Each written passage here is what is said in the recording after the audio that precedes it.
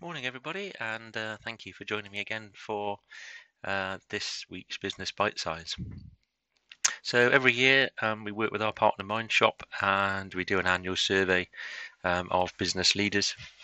So today I thought I'd just run through 6 of the key insights that we've got from that survey. So this is a survey that goes it's a global survey, responses from business leaders in countries all around the world.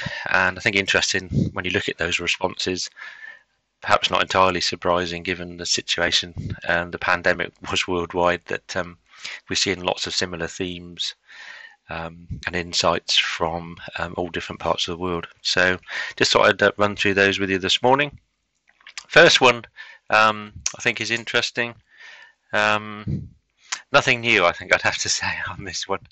Lack of time and focus continues to negatively impact leadership effectiveness. So this is typically how and where we get involved with business clients on the advisory side. We see the business leaders are just lacking a bit of direction. Like somebody said to me once, I felt like I was in a canoe with one paddle, so basically going round and round in circles. So lack of time, just and a lack of focus on what they need to be focused on, just holds the business back. A new one, I guess, embracing flexible workforces is going to be critical and is critical to attraction and retention strategies. We're certainly seeing CVs coming across my desk from applicants where they're being told they need to be back in the office 5 days a week, which is not what they want. So we've adopted hybrid working, a mix of working from home and working in the office. There's definitely some really important things that you need to be in the office for, but hybrid working seems to be the way forward. Boosting resilience by locking in new work-life balance habits. Again, I think this is related, perhaps, or part of this is working from home, but actually we are seeing people just reflecting on where they are and where they want to be going forward from a personal life balance perspective, what they want to be doing with their family. So they're just reflecting on where they are with the business and with the family, and I think making some important decisions as a result of that, and frankly changing things.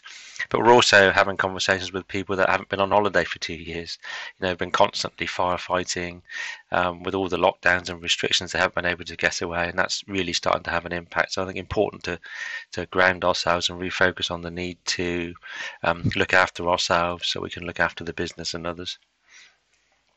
Investing in leadership and coaching capabilities. This is something that comes up really all the time, particularly the coaching aspect. I think the ability now to be able to develop your people using a coaching approach is absolutely fundamental. You hear most HR people will talk about this, and it's important actually because of the way the world is changing and the way that the world is changing quickly, coupled with lots of uncertainty.